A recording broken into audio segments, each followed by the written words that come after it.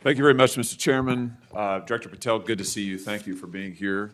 You're leading the FBI at a very critical time for that agency and also a critical time for our country. And I want to start by talking to you about the tide of violence that we have seen, ideological violence against people of faith, particularly Christians. You just think here, take a rough catalog. Just in the last couple of years, we've seen shooting at the Covenant School, Christian school in Nashville. We've seen school shooting at the Annunciation School. We've seen church shootings multiply. We've seen acts of crime and violence, vandalism, arson against churches and parishes all across the country. And then, of course, last week, Charlie Kirk, who said, "I want to be remembered for my courage, for my faith," was shot on a college campus. Let me just start with the assassination of Charlie Kirk. Is the FBI, and I appreciate the tremendous work the FBI has done in this investigation, is the FBI investigating the Kirk assassination as part of this broader pattern of anti-religious, anti-Christian violence? We are investigating Charlie's assassination fully and completely and running out every lead related to any allegation of broader violence, and we're producing results on that we'll disclose when appropriate. Good. I'm glad to hear that. Let me just ask you a few questions about that, if I could. Sure. Reports have suggested that the FBI is investigating a broader network of groups that may have had some knowledge of the shooter's plans. Can you give us any details on that, following up what you already said in public? How's the FBI working to find other potential accomplices, folks who may have known about the shooter's plans, folks who may have encouraged him? Any update on any of that? So in terms of what we do for an interrogation perspective, we go and reach out to the family and community immediately. And we've conducted those investigations and interrogations with local law enforcement, and we're continuing to do that because those closest to the suspect are going to hopefully know the most about the suspect and his beliefs and his ideology. On top of that, unfortunately, it has been leaked that there was a Discord chat, and for those unfamiliar with it, it's a gaming chat room online that the suspect participated in. So what we're doing, we've already done, is serve legal process, not just on Discord, so that the information we gathered is sustained and held in a evidentiary posture that we could use in prosecution should it be decided to do so. And we're also going to be investigating anyone and everyone involved in that Discord chat. Okay, very good. I see the public reports that the Discord thread had as many as 20 additional users. It sounds like you're trying to run down all of that to see if that's accurate, who else may have been on that thread, what they may have known. Is that fair to say? It's a lot more than that, and we're running them all down. It's a lot more than 20? Yes, sir. And you're running all of that to ground? Every single one. Yeah, fantastic. Let me just turn to the broader question here of anti-religious, anti-Christian violence. Let me just give you a few stats that I'm sure that you're all too familiar with. Every person of faith in America certainly is. Major report this past year found that there have been over 400 instances of hostility against churches in the United States in the year 2024. Those included arsons, bomb threats, shootings, and firearm incidents. Another organizational report found that there were 500 attacks on Catholic parishes alone. So that number, 415, that's all Christian churches in 2024. Another organization found 500 separate attacks on just Catholic parishes since May of 2020. Of course, we have the Covenant School shooting, the Annunciation School shooting in Minnesota, where 2 children were shot dead as they were praying in a pew. Here's my question. What is the FBI doing to take on this rising tide of violence that seems to be motivated by anti-religious hatred? Specifically, sir, we have 60 anti-Catholic hate crime incidences reported to us that are being investigated. Publicly, I can tell you we have 5 hate crime investigations with anti-Catholic bias ongoing currently in the states, in the cities of Kansas City, Louisville, Houston, Nashville, and Richmond. That's what I can say publicly. But any ideologically based attack against any faith, as a man of faith myself, will not be tolerated, and the full resources of the FBI are committed to all of it. Are you investigating any domestic cells that instigate or encourage or fund or in any way support attacks on churches or other houses of worship? Senator, you raised an incredibly important point that most people don't look at. I've always said we follow the money, and whether it's terrorism or attacks based on ideology or attacks on institutions of faith or people of faith, someone's paying for it. and we are reverse tracing those steps. We are not stopping at the perpetrator themselves. We are reverse engineering to hold those accountable in our investigations to who funded them and knowingly funded them, and we will bring the appropriate steps against them with our partners at DOJ. Good. I'm glad to hear that. We look forward to hearing reports on that progress. Yeah. Sorry about that. Let me just ask you this in the same vein, Director. Since the Dobbs decision, the FBI has advertised $25,000 rewards for information on attacks on abortion clinics. Will the FBI similarly offer rewards for information on attacks of houses of worship? Yes, when it is appropriate, the rewards are any reward, whether it's an attack on a house of faith or on a homicide or whatever, is determined by a group within the FBI, but we will work with them to make sure that rewards of monetary value are put out for all ideologically based attacks. Good. You just rattled off some statistics, which I was glad to hear, about the number of investigations you have open, the incidents you're tracking against Christians, against houses of worship. Let me just ask you if you consider designating a senior official as a liaison to houses of worship, to Christian other religious organizations, to publish metrics on investigations and arrests related to church attacks, church threats, vandalism, arson, et cetera. Will you set up a system for liaising and then reporting so that everybody can see, this committee and the public can see just how many attacks we're talking about, just what the level of threat and violence is and what the FBI is doing to combat it? Senator, you're speaking my language. The private-public sector partnership on this specific issue, just like the other ones we've talked about, is equally transformative to finding those involved in these criminal activities. And with your assistance, and I would ask you if you're able to identify someone who's an expert in that area, we will work with them. We will take their information because as great as the FBI is, we're only as good as the information we can get, and we don't have the reach that the private sector does in some of these areas. Very good. Happy to help on that. Let me ask you about something specific to the FBI, because sadly, as you know, the FBI, when it comes to anti-religious animus, has been part of the problem before you got to this agency. And I know that you remember the infamous memo generated by the FBI that attempted to recruit informants in houses of worship, in particular in Catholic parishes. Your predecessor testified when this information, I just want to reiterate, this memo became public because of a whistleblower. It was not turned over to this committee. It was not disclosed to this committee. In fact, we were told it didn't exist, and then a whistleblower published it, showing that indeed the FBI had recruited informants, attempted to, into Catholic parishes. Your predecessor then testified, sitting right where you are today, he testified that this, I'm going to quote, was a single product by a single field office, end quote. That was a lie. Because we then had additional whistleblowers come forward and say, no, actually, multiple field offices contributed to the drafting of the report. And indeed, there was a second anti-Catholic memo that the FBI generated. And indeed, those memos were distributed to over 1,000 FBI agents across the country. You know all of this. You and I talked about it when you were here for your confirmation hearing back in January. I just want to follow up and see, have you been able to determine how this memo got written and distributed? How is it that the Federal Bureau of Investigation came to be recruiting informants in Christian churches in this country? Senator, we did dig in, and we are doing our investigation simultaneously with Congress. And just to put it in perspective, we've provided 700 documents on the Richmond Catholic memo specifically to this committee, whereas my predecessor provided 19 pages. And not only that, but we looked into how the source recruitment structure at the FBI was conducted during this time. And we made adjustments and permanent fixes to ensure that sources are not put into houses of worship unless there is an actual ongoing criminal or international terrorism threat. We will not use sources at this FBI to investigate and cull information just for the sake of culling information in houses of worship. Has anybody been fired for this? There have been terminations related to this and resignations. Good. There need to be, because if this is going to be standard at the FBI, nobody can trust the FBI. You want to talk about violating the First Amendment? This has got First Amendment violation written all over it. It's one of the most revolting chapters in the FBI's history.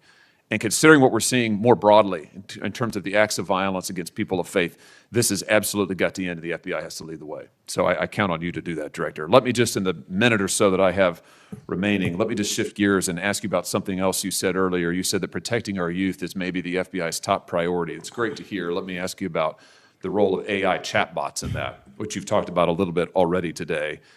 Are you investigating any cases of AI-generated child sex abuse material? You issued a PSA earlier this year warning that synthetic child sex abuse material, that's where the AI generates it using maybe a real kid's image, but then generates sex material, sex abuse material.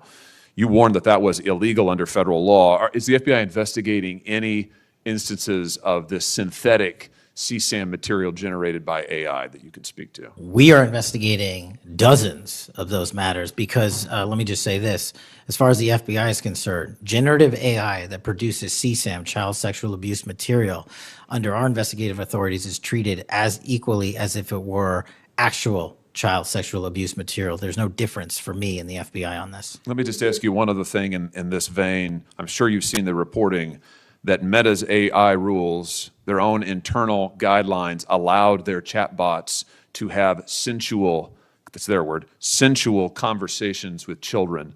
We've had instances, multiple instances of children, minors, taking their own lives at the behest of chatbots that instructed them with specificity on how to do it. What's the FBI's role here in investigating what is going on with these chatbots, with these AI companies encouraging? I mean, listen, if an actual person did that, we would say that's grooming. We would say that's child abuse. These companies are doing it. Their own guidelines allow it. What can we do about that? You're referring to NVE, nihilistic violent extremism, and the 764. It has been made a priority of the FBI because they are targeting children, and these chatbots and these generative AI are getting coupled with actual humans who are using them and releasing them because they can do the work faster and quicker than humans can and get into spaces like social media where humans have a difficulty in engaging. And what we're doing is treating any extension of generative AI as the criminal themselves. And we have, I think, I've got to get the number back to you, but over 1,000 investigations related to NVE. We've had numerous takedowns and arrests of 764 individuals. And we are educating, this may be the most important part, I'm directly engaging with the social media and media companies, the internet service providers, to find a way to shut down. There's nothing I can do at the FBI to force them to shut it down, but work with you in Congress to find a way to work with our partners to get that shut down permanently. Thank you. Senator Coons. Thank you, Chairman Grassley. Thank you, Chairman, for calling this hearing. I'm grateful we're continuing this committee's long tradition of oversight, and in particularly today, oversight of the FBI. Director Patel, thank you for being here. There's a number of issues I hope that we can speak to. I want to start by reading something you said to me during your confirmation hearing under oath. I have no interest, no desire, and will not, if confirmed, go backwards. There will be no politicization at the FBI. Then you looked me in the eyes and said there will be no retribution actions taken by the FBI should I be confirmed as director. I told you that in your office. I tell you that again today. I'm concerned that that's not what's happened, that since you took over as director, you've forced out senior leaders across the Bureau, in particular targeting those that worked on investigations of President Trump. The former acting director has just sued you for firing him for political reasons. So did a leader in the D.C. field office. And the well-respected leader of the Salt Lake City office was pushed out last month, leaving that office shorthanded at a particularly difficult time. I'm worried that these actions compromise the Bureau's ability to keep Americans safe. Hundreds of agents have resigned. You are lowering application standards to fill vacancies. You've reassigned large numbers of agents to work on immigration and street crime, issues other law enforcement agencies can handle, perhaps more effectively with the FBI. But I'm concerned that this compromises the Bureau's ability to address national security risks, uniquely its capability. In fact, you've shut down the Office of Integrity and Compliance, which makes sure that agents act in a lawful and ethical way, and reassign staff away from domestic terrorism investigations exactly at a moment I think we are all concerned about it. I also have to ask, you came before the Appropriations Committee in May and told us you wanted a $500 million budget cut for the FBI, literally an effort to defund the police. I am grateful for the work of the men and women of the FBI. They've done great work this year in Delaware, partnering with the Dover Police Department to support human trafficking victims, partnering with the Middletown Police Department on armed robbery and carjacking. And it's urgent, I think, that we fix the direction and the prioritization within the FBI. And I wish we could focus on those efforts today. But I'm seeing an FBI leadership more focused on social media clout and on political revenge than on fighting crime. Director, have you ever ordered that an FBI employee be terminated because he or she worked on an investigation into President Trump? Senator, thank you. One quick correction for the record. There's 280 NV investigations. I gave the incorrect number to Senator Hawley. Thank you. Understood. As far as a lot of your statement, I disagree with it, and I'm happy to address it. But the only way, generally speaking, an individual is terminated at the FBI is if they have violated their oath of office, violated the law, or failed to uphold the standards that we need them to have at the FBI. So those who say that they've been fired because of working on investigations into President Trump are lying or misrepresenting? Well, those matters are alleged in litigation, which is ongoing, so I can't comment on those specifically. Could you comment on why you fired former acting FBI Director Driscoll? I can't because it's ongoing litigation. Could you say now definitively under oath that the rank and file agents who were assigned to work January 6 cases will not be terminated because that's what they were assigned to do? I've said it before and I've said it again. Your case assignment, as I was given case assignments when I was a young prosecutor, does not dictate your career or your termination. Thank you. Then let me go to the appropriations question. In May, you testified before the subcommittee on which I serve, defending the president's request that we slash the FBI's budget by about $500 million. The day before, you testified the opposite in front of the House. Where are we in terms of the budget request? Senator Graham earlier said if you're requesting more funding for more agents, let us know. We're nearing the end of the fiscal year. In front of the committee on which I serve here in the Senate, your request was for a reduction of hundreds of millions of dollars. Where are we? Where we are in the budget cycle is we at the FBI are in support of the president's budget, and we are in support of eliminating waste, fraud, and abuse. We've already identified tens of millions of dollars of duplicative contracts that the FBI was spending on software and private sector engagements. We've also identified duplicative workloads. So we are transitioning those folks out of doing the same thing twice over and into the field. And that's my focus right now. And the move of the FBI headquarters is also going to save the FBI $3.5 billion in the American taxpayers. So we're focused on eliminating waste, fraud, and abuse. And as I told Senator Graham, if I'll go back and talk to my team, and if we need more, we'll let you know. Are you planning any additional reductions in force, Director? No. How many vacancies are you currently trying to fill within the agency? In terms of the 1811 ranks, there's a few hundred open vacancies that we have funded. And so we're filling all of those with our hybrid 1811 program and our new recruitment program, and I think a lesser amount of IAs and SOS. So if hundreds of agents have retired or taken the fork in the road offer, and you have vacancies, but you're requesting $500 million less, how does having fewer FBI agents help you tackle violent crime and address our national security issues? Just to put it in perspective, cybersecurity Senator, issues? sorry, I didn't mean to cut you off. If we had this $500 million, we've done the math. It would take us 14 years to onboard every vacancy that's on the books currently at the FBI because we can't hire these folks and train them overnight. It's a years-long process. So we are currently focused on recruiting the best and filling the positions to the best of our needs. And we, even if we had this extra money, wouldn't be able to hire them overnight. We're looking for where the need is greatest, where in the country we need to send them, and how we can change the training requirements, which is why I'm thrilled to have police officers. They might not have a college degree, but they got the street smarts and the cop smarts to become FBI agents, and that's what we want. Let me turn to Section 702. Yes, sir. When you testified in front of the CJS subcommittee, we talked about this issue. You told me you were in favor of reauthorizing FISA Section 702 when it expires next year, Right. so long as the reforms implemented last year, reforms like better training for agents and real consequences for inappropriate searches of Americans' communications were maintained. You also said that you had some ideas about how to make Section 702 better going forward. Can you give me an update on the FBI's implementation of these reforms and the direction you think it should go? Absolutely. I think you're referring to the query process, and if you're not, let me know. But any instance of abuse or mistakes that were made in the query process have now been changed. It used to be you can make multiple mistakes and continue to access the query database system. I've changed that. If you make a mistake, you're immediately sidelined, a review is conducted.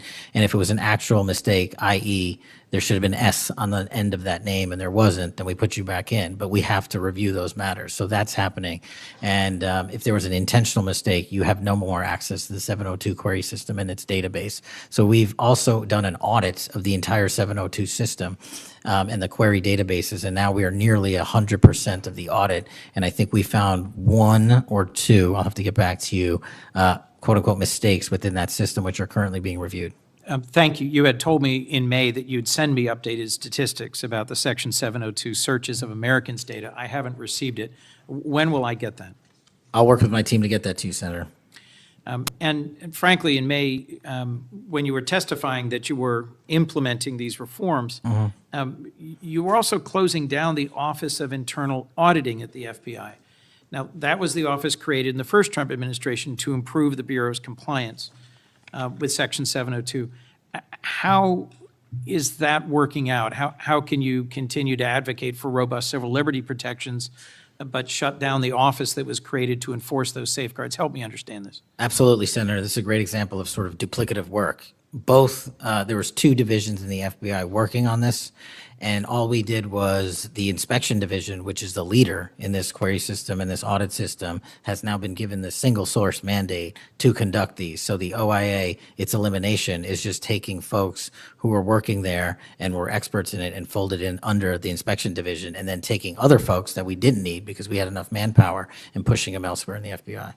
I'm concerned about the rise in threats against members of our judiciary. What are you Yes, sir. doing with the U.S. Marshal Service to help protect our federal judges and with state and local judicial systems to help provide some of the expertise of the FBI in protecting them as well? I share your concern, Senator. We have 35 open investigations, 17 against federal judges, and the remainder against state court judges and threats that they have received. And as you know, federally, there's a specific statute which prohibits that. So we are working up those cases and referring them to prosecution where we can meet the threshold for evidence. In your written testimony, you referenced how counter-UAS legislation expires and we need to resolve the conflict in jurisdiction and authority. I agree, this is an urgent concern. I have heard from state and local law enforcement about it, from the folks responsible for major events, whether it's sports or concerts or public events. Given the tragic increase in political violence, I'm very concerned about the misuse of drones and the potential of there being a catastrophic event. What could we do to address this challenge? Well, obviously, reauthorizing the capabilities that we have under the counter-UAS program. But just to highlight what the FBI is specifically doing, we've been given the mandate to work with DHS to secure not just the Club World Cup that we had, by the way, which occurred in 32 matches across the country without any significant incident, which we're proud of, and we're taking that model for the next World Cup and also the Olympics. But the reason I bring that up is because we pushed out our counter-UAS programs to address the security needs, and that's where our focus is on events like that. Mr. Director, thank you for your testimony. I look forward to working on actually solving criminal problems and reducing the extent to which what we're going back and forth about is more political and partisan point scoring and more actually solving crimes for the American people. Yes, sir. Senator Kennedy.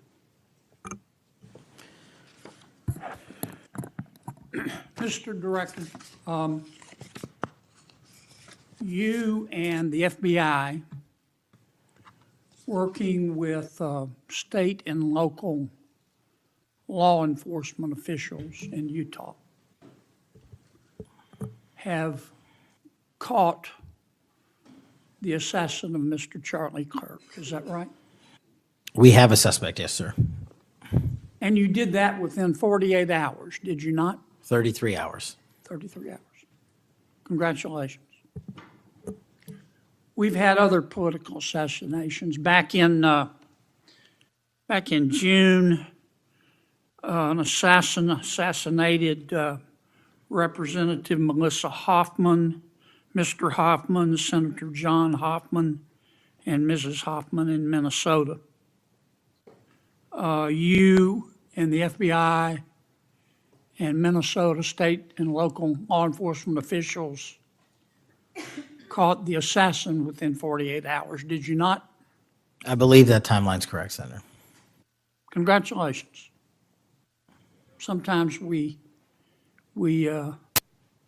miss the forest for the trees. Good work.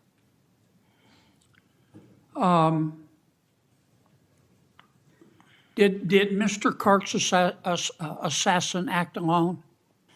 As I've said since the beginning, Senator, it is very much an ongoing investigation, and I can't speak to the state charges. That's for the state to address on their own, but we are providing them with the same investigatory findings reporting the department.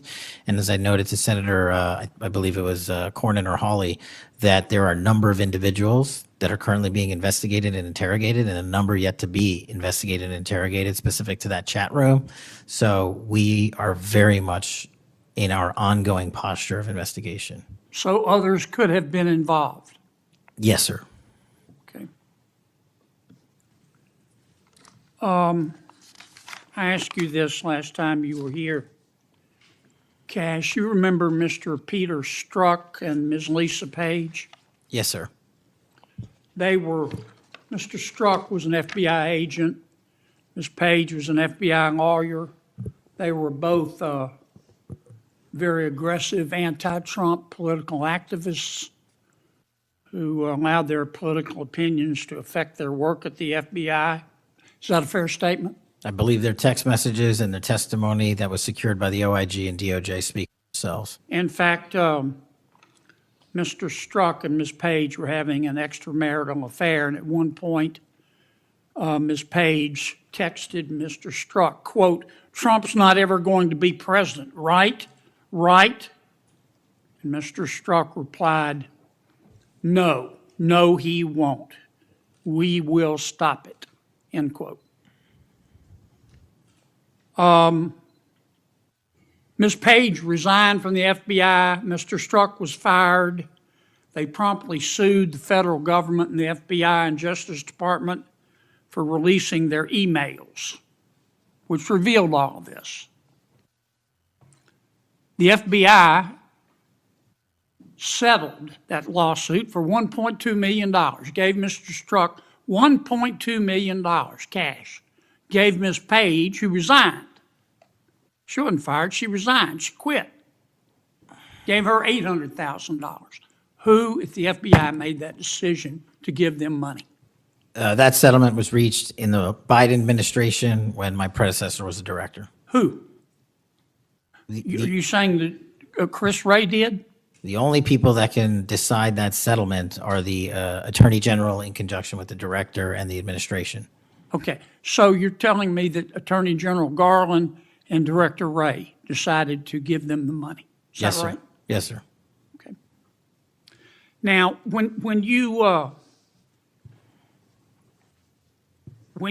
took over the FBI, did you find instances of where, under the Biden administration, the FBI had weaponized the agency to push the political beliefs of President Biden? Sorry, the last part.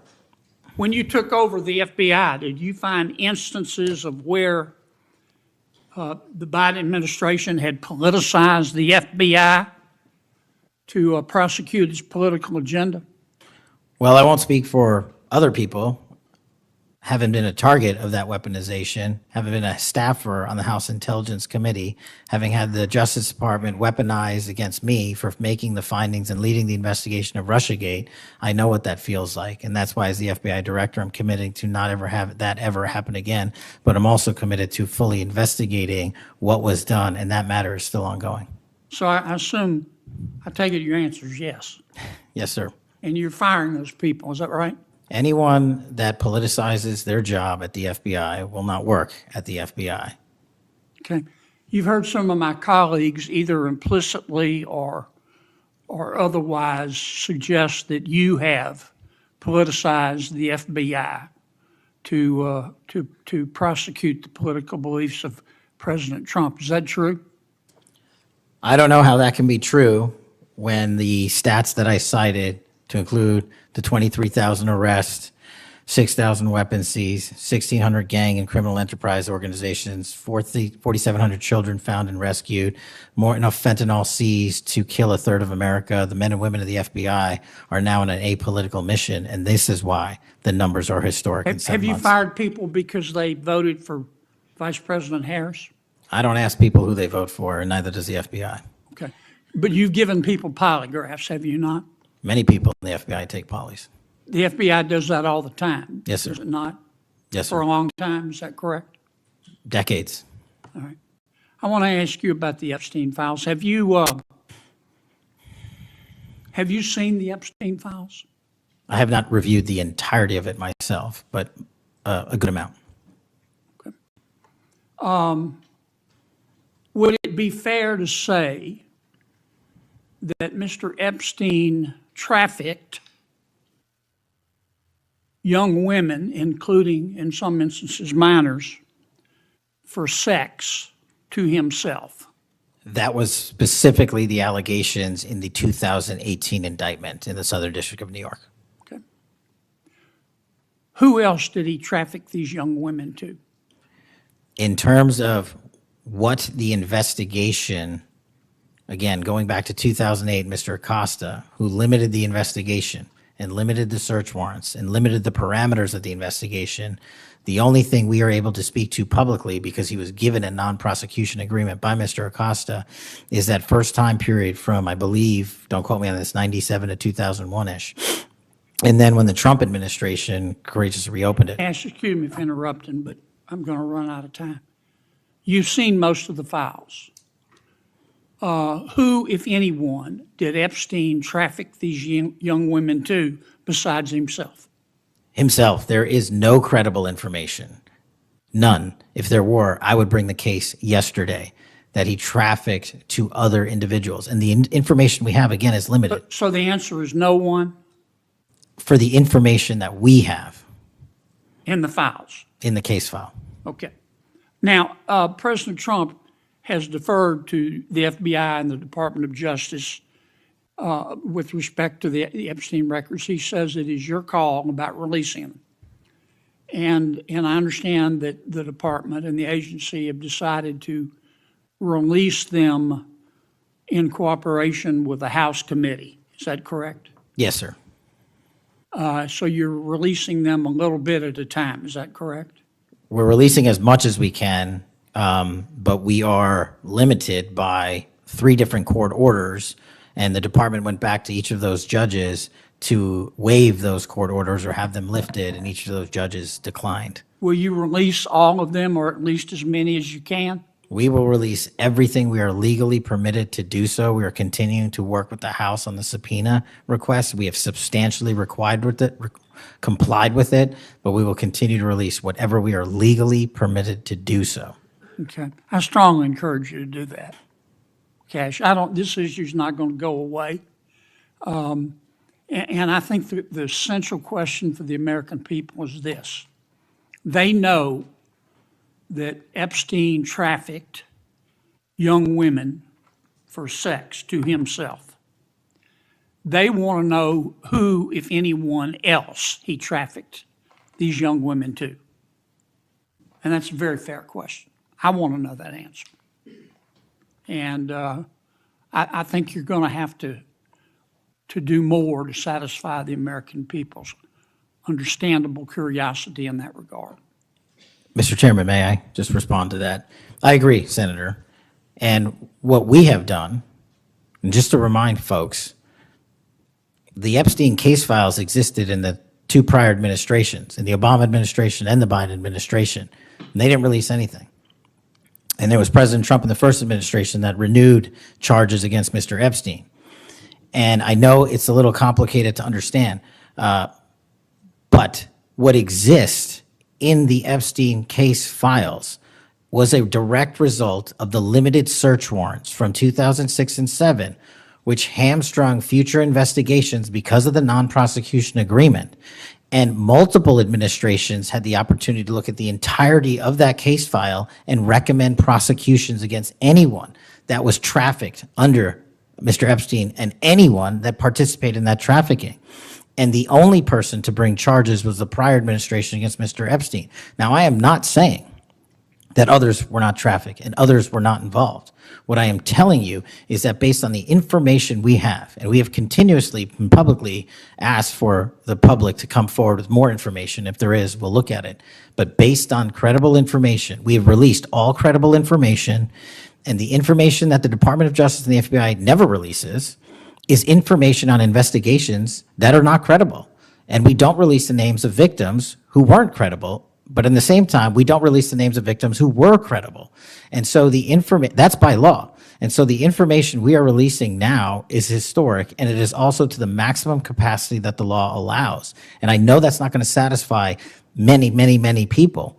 But if they wanted it done right, then the investigation from its origination should have been done right, and he should not have been given a get-out-of-jail-free card to do jail on the weekends for 12 hours a day, and he should have been investigated fully for the entirety of his crime and criminal enterprise, not just from 1997 to 2001. Senator Blumenthal. Thank you, Thanks, Mr. Patel. Thank you, Mr. Chairman. Director Patel, thank you for being here today. You'll recall well in January at your confirmation hearing before this committee, I raised the prospect of politically motivated retaliation, and you promised me, as you did other members of this committee, quote, every FBI employee will be held to the absolute same standard and no one will be terminated for case assignments. You went on to tell me, quote, all FBI employees will be protected against political retribution. And you assured one of my colleagues that you would honor the internal review process of the FBI. I'm not going to mince words. You lied to us. In the short time that you've been FBI director, you've presided over a rash of retaliatory firings. 3 FBI agents have recently sued you.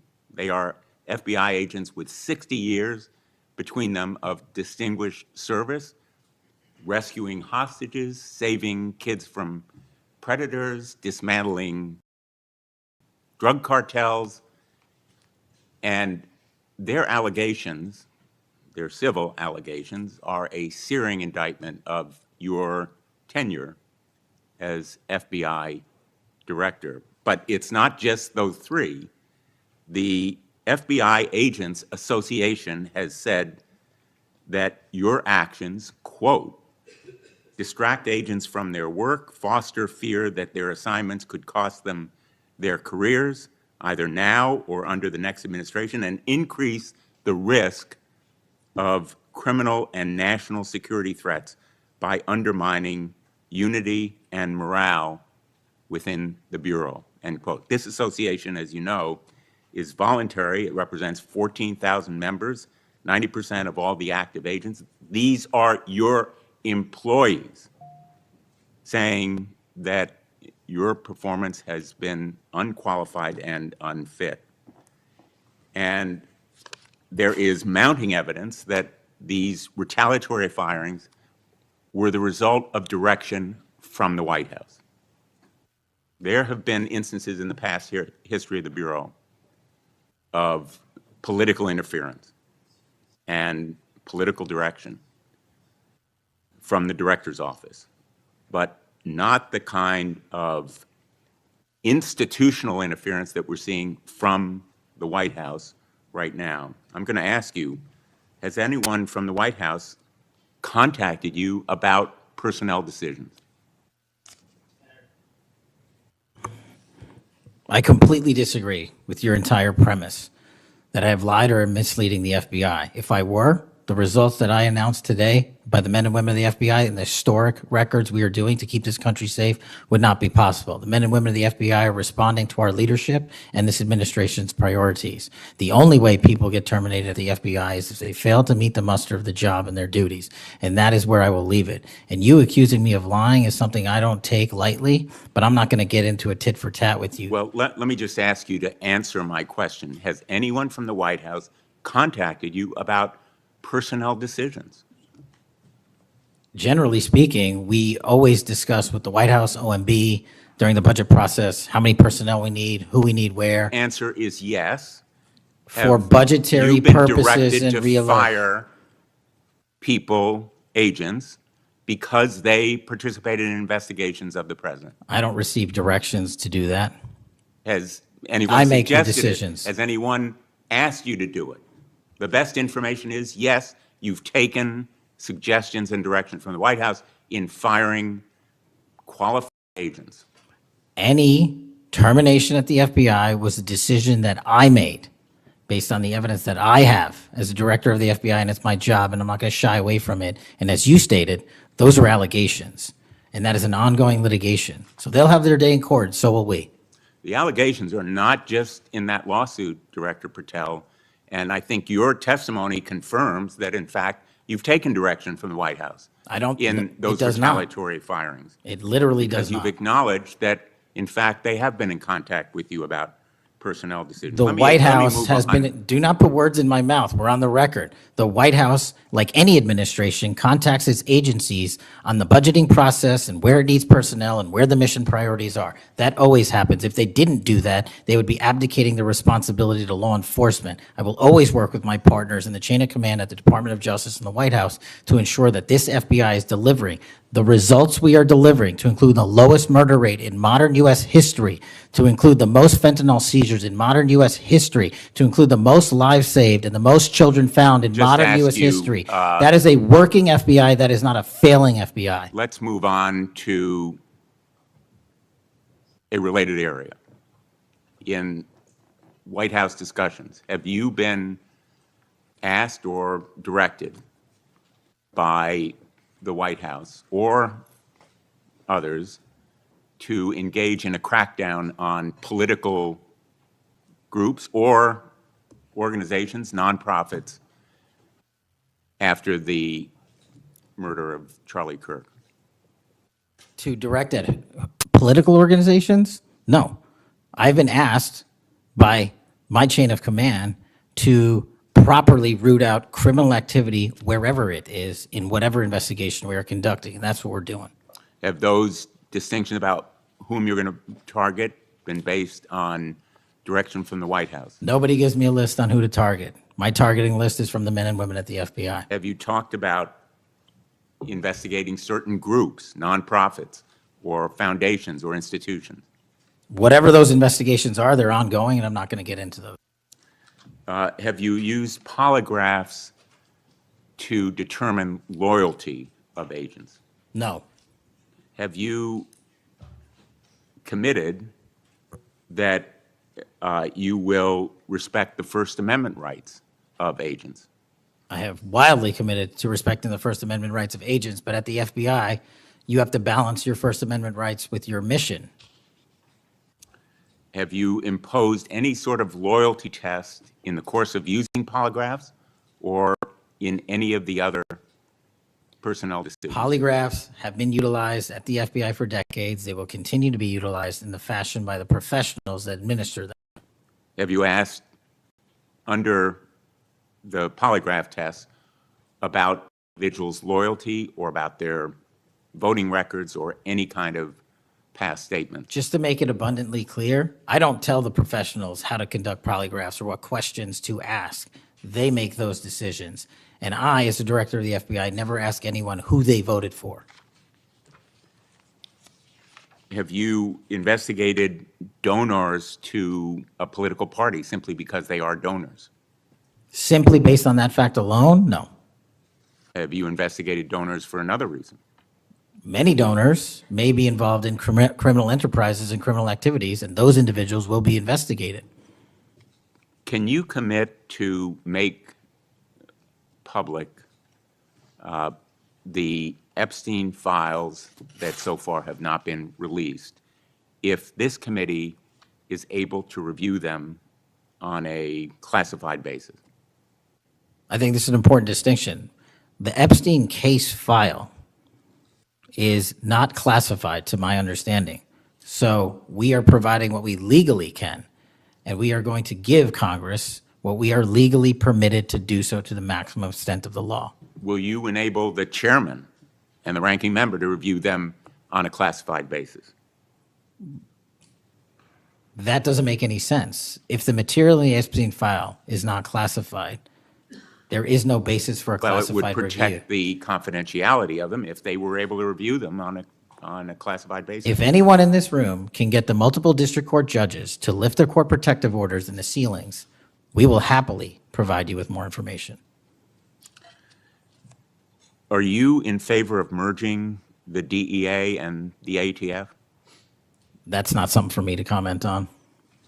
Well, those agencies work with you, don't they? With me, not for me. Are you in favor of orienting the FBI toward a national police function as opposed to the enforcement of federal law? The FBI does enforce federal law across the country. That's what we do. But isn't it a fact that you have told the leadership of the FBI that you view it as moving toward a local and state police function? No, we are prioritizing working with our local and state partners, and they will tell you that that has never happened with this much engagement in the history that they have been serving as local law enforcement officers. I believe local cops are the best intelligence source and the best understanding of their communities, and I folded in my FBI agents under that direction to work with them to get the job done. Thank you, Mr. Chairman. For the fourth time today, I want to remind people that